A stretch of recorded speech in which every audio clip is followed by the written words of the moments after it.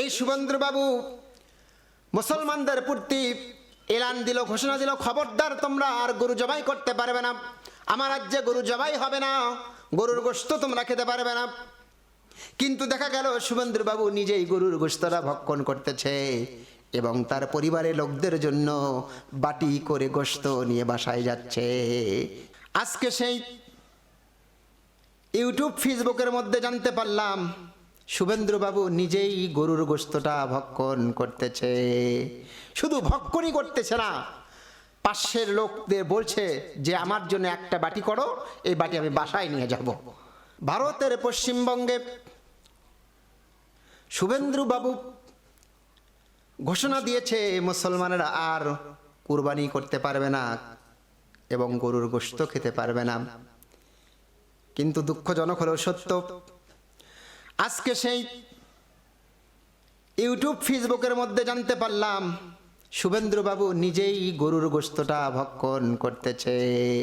শুধু ভক্ষণই করতেছে না, পাশের লোকদের বলছে যে আমার জন্য একটা বাটি করো, এই বাটি আমি বাসায় নিয়ে যাব।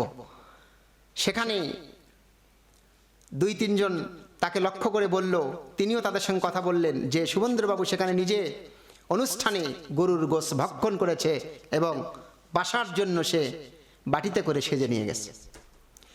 বিষয়টা কেমন হয়ে গেল আমার ভাইয়েরা লক্ষ্য করেন। এই শুভেন্দ্রবাবু মুসলমানদেরকে গরুর গোশত ভক্ষণ করতে নিষেধ করেছে, নিজেই গরুর গোশত ভক্ষণ করেছে। আর মানে হলো যেরকম করে আল্লাহর নবী, বিশ্ব নবী মুহাম্মদুর রাসূলুল্লাহ সাল্লাল্লাহু আলাইহি সাল্লাম ইসলামের বাণী যখন প্রচার করতেন, কোরআনুল কারীম যখন শোনায় দিতেন, তখন আবু জেহেল, উতবা সাহেবা এরা তার সন্ডা পান্ডাদেরকে বলতো, খবরদার এই পাগল মুহাম্মাদের কোনো কথা তোমরা শুনবা না, মুহাম্মদ জাদুকর, আমাদেরকে জাদুবিদ্যা দিয়ে পাগল করে, তোমরা মুহাম্মাদের মুখ দিয়ে কিছু শুনবা না। এরা দিনের বেলা মানুষদেরকে বাধা দেয়। এই দিনের বেলা মানুষদেরকে বাধা দেওয়ার পরে এই নেতারাই আবার রাত্রিবেলা আমার বিশ্বনবীর বাড়ির কাছে গিয়া চতুর্দিকে দাঁড়ায়া দাঁড়ায়া আমার নবীর সুললিত কণ্ঠে তারা কোরআনুল কারীমটা শোনে। সুবহানাল্লাহ ওয়া বিহামদিহি। চিন্তা করেন, এই আবু লাহাব, উতবা সাহেবা দিনের বেলা নবী মুহাম্মাদের বিরুদ্ধাচরণ করত, শত্রুতা করত, মানুষদেরকে নবীর মুখে কোরআন শুনতে বাধা দিত। কিন্তু ভাইরা, আবার এই মানুষগুলো আবার রাতের আধারে চুপি সারে নবীর কণ্ঠে কোরআন শুনত। বিষয়টা কিন্তু সেই রকম হয়ে গেল। এই শুভেন্দ্রবাবু মুসলমানদের প্রতি এলান দিল, ঘোষণা দিল, খবরদার তোমরা আর গরু জবাই করতে পারবে না, আমার রাজ্যে গরু জবাই হবে না, গরুর গোশত তোমরা খেতে পারবে না। কিন্তু দেখা গেল শুভেন্দ্রবাবু নিজেই গরুর গোশতটা ভক্ষণ করতেছে এবং তার পরিবারের লোকদের জন্য বাটি করে গোশত নিয়ে বাসায় যাচ্ছে। কি আশ্চর্য কথা আমার ভাইয়েরা। বর্তমানে চলছে মুসলমানদের একটা আনন্দের উৎসব ঈদুল আজহা। কয়েকদিন পরে ঈদুল আজহা সংগঠিত হবে। লক্ষ লক্ষ মুসলমানেরা লক্ষ লক্ষ পশু জবাই করবে। এই পশুগুলো জবাই করার মাধ্যম দিয়ে তারা আল্লাহর সন্তুষ্টি অর্জন করবে। কিন্তু দুঃখজনক হলো সত্য, ভারতের মুসলমানদেরকে বাধা দেওয়া হচ্ছে। পশ্চিমবঙ্গের মুখ্যমন্ত্রী উনি মুসলমানদেরকে বলেছেন, খবরদার এখন তোমরা আর ঈদুল আজহায় কোনো পশু কুরবানি করতে পারবে না, কোনো গরু ক্রয় করতে পারবে না, জবাই করতে পারবে না। শুধু ক্রয় এবং জবাই সাথে সাথে তোমরা আর কখনো গরুর গোশত তোমরা খেতে পারবে না। আমার ভাইয়েরা, এ কেমন কথা, এ কেমন শাসন, এ কেমন শাসক। একজন মানুষ আরেকজন মানুষকে ধর্ম পালন করার ক্ষেত্রে জবরদস্তি করতে পারে না, জোরাজুরি করতে পারে না। কারণ মুসলমানেরা জানে আল্লাহ পাক রব্বুল আলামিন মুসলমানদেরকে দায়িত্বহীন কণ্ঠে জানিয়ে দিয়েছেন, লাকুম দীনুকুম ওয়ালিয়া দীন। যার ধর্ম সেই পালন করবে, তোমাদের ধর্ম তোমাদের জন্য, আমাদের ধর্ম আমাদের জন্য। আল্লাহ রাসূল সাল্লাল্লাহু আলাইহি সাল্লামকে বিভিন্ন শর্ত দেওয়া হয়েছিল। রাসূলকে বলা হয়েছিল সাল্লাল্লাহু আলাইহি সাল্লাম, নবীকে বলা হয়েছিল, হে মুহাম্মদ তুমি কিছুদিন আমাদের ধর্ম পালন করো, আমরা তোমাদের কিছুদিন ধর্ম পালন করব। আল্লাহ রাসূল সাল্লাল্লাহু আলাইহি সাল্লাম দার্থহীন কণ্ঠে বলে দিয়েছিল, এটা কখনোই হতে পারে না। যার ধর্ম সেই পালন করবে। তোমাদের ধর্ম তোমরা পালন করবা, আমাদের ধর্ম আমরা পালন করব। মুসলমানদের ধর্ম মুসলমানরা পালন করবে, অমুসলিমদের ধর্ম অমুসলিমরা পালন করবে। এটা তো অনেক আগে থেকেই চলে আসছে। কিন্তু আজকে কেন সারা বিশ্বে মুসলমানদের উপর নির্যাতন করা হচ্ছে? মুসলমানদেরকে এমনভাবে নির্যাতন নিষ্পেষণ করা হচ্ছে, এমনকি মুসলমানদের পবিত্র ঈদের দিন, মুসলমানদের বাৎসরিক দুইটা ঈদের দিন, ঈদুল ফিতর, ঈদুল আজহা, এই ঈদুল আজহায় হাজার হাজার টাকা খরচ করে মুসলমানরা আল্লাহর সন্তুষ্টি অর্জন করার জন্য, ইব্রাহিম আলাইহিস সালামের সুন্নাহকে কায়েম করার জন্য মুসলমানেরা কুরবানি করে। এই কুরবানি নাকি আর মুসলমানেরা দিতে পারবে না, মুসলমানেরা নাকি আর গোশত খেতে পারবে না। এই কেমন বিচার! আমরা এই বিচার মানি না। কারণ আল্লাহর দেওয়া বিধানকে আমরা সমন্বিত করার জন্য, আল্লাহর দেওয়া বিধানকে আমাদের সঠিকভাবে পালন করার জন্য আমরা প্রতি বৎসর অবশ্যই এই কুরবানি করব। কারণ এই কুরবানির মধ্যেই আমরা আল্লাহর ভয় অর্জন করতে পারি। কারণ আল্লাহ পাক বলছেন, বান্দা, আমার সন্তুষ্টি অর্জন করার জন্য যখন তুমি পশু কুরবানি করো, আল্লাহ নবী বলেছেন, কোন মুসলমান যখন আল্লাহ সন্তুষ্টির জন্য পশু কুরবানি করে, এই পশু কুরবানি করার সময় যখন পশুর গলায় যখন ছুরি চালায় দেয়,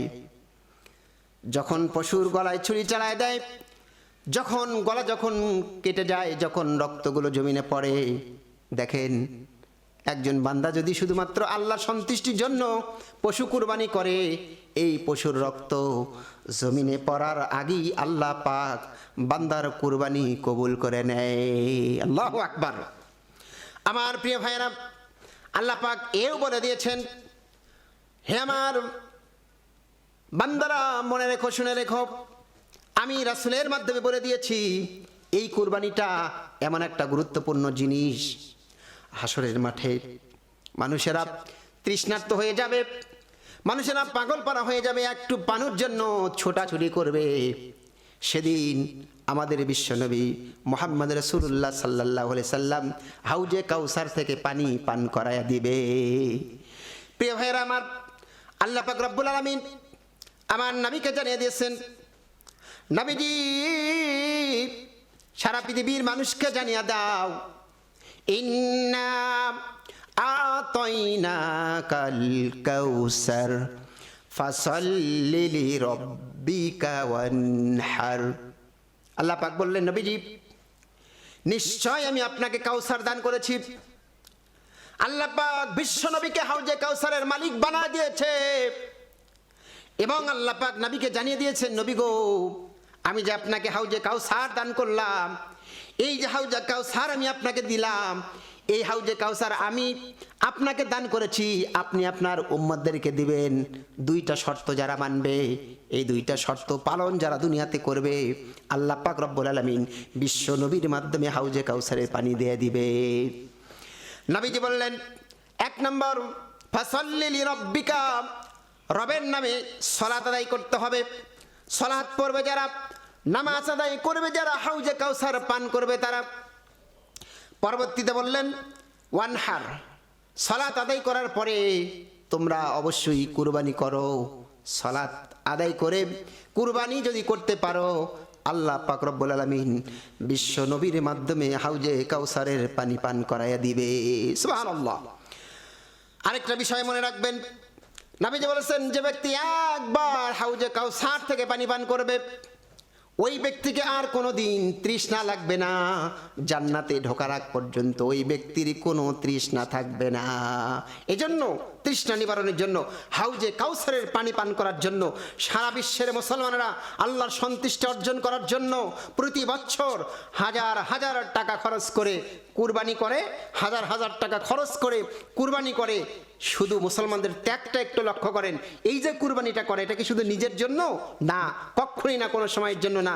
এটা শুধু নিজের জন্যই কুরবানি করে না। চিন্তা করেন, মুসলমানেরা ঈদুল আজহায় সালাত আদায় করে কুরবানি করার পরে সেই কুরবানির গোশতকে তিনটা ভাগে ভাগ করে, নিজে একটা ভাগ খায়, আত্মীয় স্বজনকে একটা ভাগ দিয়ে দেয়, এবং অসহায় দরিদ্র যে সমস্ত নিঃস্ব মানুষ রয়েছে, অনাথ মানুষ রয়েছে, গরিব মানুষ রয়েছে, এই গরিব মানুষদের মুখে হাসি ফোটানোর জন্য এই কুরবানির একটা অংশ তাদেরকে দেওয়া হয়। প্রিয় ভাইয়েরা আমার, আজকে দেখেন যে মুসলমানরা গরিব দুঃখীর মনে আনন্দ ফোটানোর জন্য, হাসি ফোটানোর জন্য যেই কুরবানি করে, সেই কুরবানি বন্ধ করে দিচ্ছে অমুসলিমেরা।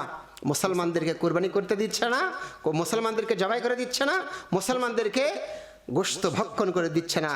একদিকে নিষেধ করতেছে, আরেকদিকে নিজেই ভক্ষণ করতেছে। হাস্যকর বিষয়। আল্লাহ আমাদের সকলকে তৌফিক দান করুক বিষয়গুলো সঠিকভাবে বোঝার জন্য।